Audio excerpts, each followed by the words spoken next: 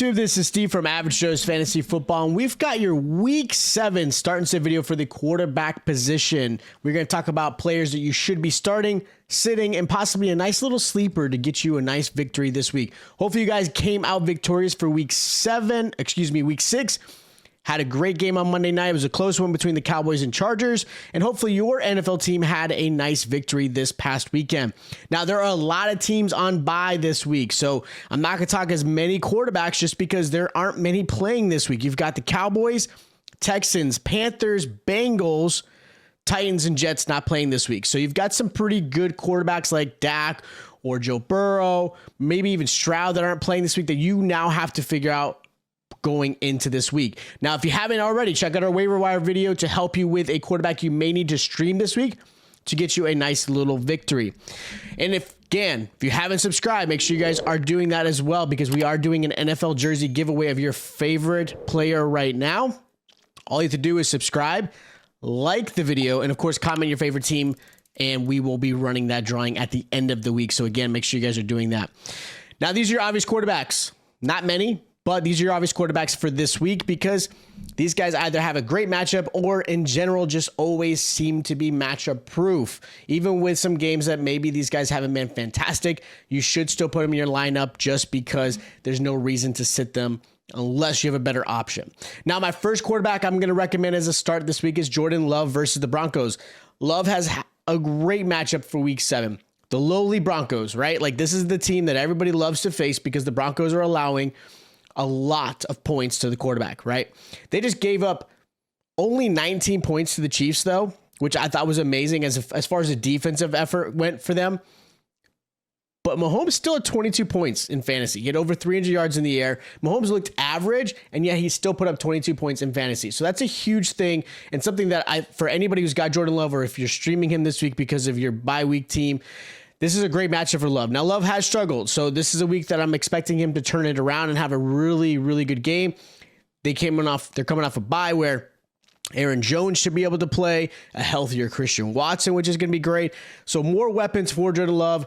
Again, nice little game for him to come back and turn it around and get back to that 20-plus point performance that he has been doing a really good job at this season. Another quarterback I like this week is Derek Carr. Now, he was one of those quarterbacks I mentioned in my waiver wire video. He's going against the Jaguars this week. Jags have allowed over 300 yards in 3 out of the 6 games.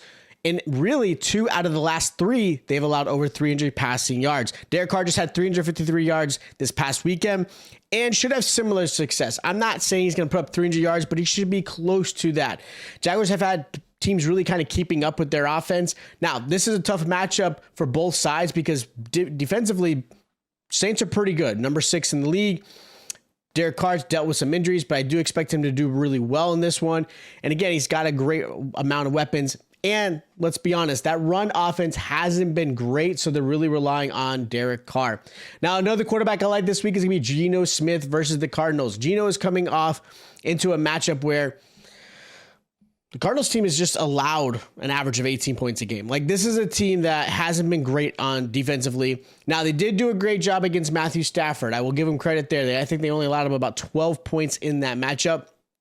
So something that a lot of people didn't really see happening. I didn't expect Stafford to have 12. I'm more in the 17 to 18 point range, which is where the Cardinals typically allow.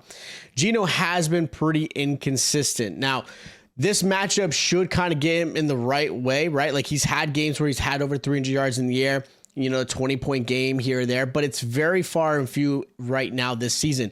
And it's not because he doesn't have the weapons. He still has DK Metcalf, Tyler Lockett, Walker. He's got Njigba now, right? Like, he's got weapons for him, but the offense just does not look the same. I do expect this to turn around for him, and I do expect a really good game out of Geno. Now, the first quarterback I'm going to sit this week is going to be Gardner Minshew versus the Browns. And that's kind of odd to say Gardner Minshew because who's really starting him? But with all the teams that are on buys, and if you're in a 2 QB league or a super flex, he's probably in your lineup. Right? Like, that's kind of where we are in this whole injury-riddled season so far. Cleveland has been great against the pass. Like, they've been fantastic. They've allowed one really big game, which was to Lamar over 28 points. But that's it. They just kept, Brock Purdy to 8 points. Obviously, some of that had to do with the fact that they didn't have Debo or Christian McCaffrey some of that game. So there was some concerns there. But Again, Purdy has been fantastic this season, averaging almost 20 points a game. Was held to 8 points, right? So this is a really good Browns defense that has been a great against the pass. They're only allowing 11.1 points to the quarterback. Minshew obviously has been okay this season, right? He's filling in for Anthony Richardson that's been hurt, who could possibly miss the season. So Minshew is kind of the quarterback at this point. So does he have some weapons? Sure, right? Jonathan Taylor coming back is great. That's going to help him out. But again, unless you're desperate, I'm sitting Minshew this week. Another quarterback. Got to sit Kirk Cousins this week versus the 49ers. First, really the game without Jefferson, right? The first game, Cousins was not really his self, right? Like, I think he's had 8 points in that game. He struggled. He didn't look right. I think he was about 182 yards in that passing game. And now you're going against a 49ers team that's allowing 11.5 points, only 215 yards, and they're averaging 1 interception per game. Like, they're getting one turnover, and you've got a great pass rush that is going to get to Kirk Cousins. And mind you, Kirk Cousins on a primetime game does not show up well at all. So I know there's a limited amount of quarterbacks out there because of injuries and bye weeks, but look at my waiver wire video. Hopefully you can get like a Sam Howell, maybe even a Russell Wilson, something like that to grab in place of Kirk Cousins. Now, the last quarterback I'm recommending to sit is Trevor Lawrence versus the Saints. In that same game between Saints and Jags, Saints have actually a really good defense. They're number 6 so far this season. They've done a really good job against quarterbacks. They're only allowing 13.4 points, and Trevor Lawrence really hasn't been great. He's been averaging about 15 points a game. I'm expecting that 13-point range, right? Like, he's been really mediocre. He has not played to the performance that he was last season, even with the weapons that he has. Like, right, there's games that Calvin Ridley just doesn't show up, right? You just don't know what to expect. Now, Travis Etienne is probably the only weapon on that offense that's been pretty consistent. Lawrence has not been consistent. Calvin Ridley has not been consistent. And there's just something different this year for this Jaguars offense. So, with that said, against a really tough Saints defense, I'm looking to sit him unless I can get... I mean, I get if you have to play him, but I'm sitting him, and there's definitely some other options. Now, my sleeper is a little odd. I've got P.J. Walker versus the Colts. If Watson does not play, P.J. Walker is expected to be the starter again. If Watson plays, barring this injury situation that's going on, I like Watson as well as a sleeper, just because this matchup is really good against the Indianapolis Colts. Colts are allowing 18 points a game to the quarterback. They're allowing almost 270 yards passing as well. Now, P.J. Walker definitely struggled, right? The first game, get familiar with the offense. Amari Cooper looked really good. The running game actually looked pretty good with Ford, Kareem Hunt. So I expect this to kind of continue. I'm expecting this practice in this whole week where PJ Walker is the QB1, which is going to help him in this one. So again, matchup wise, this is a really good matchup for him. A nice little sleeper, definitely in a super flex QB2. He should be starting for you guys.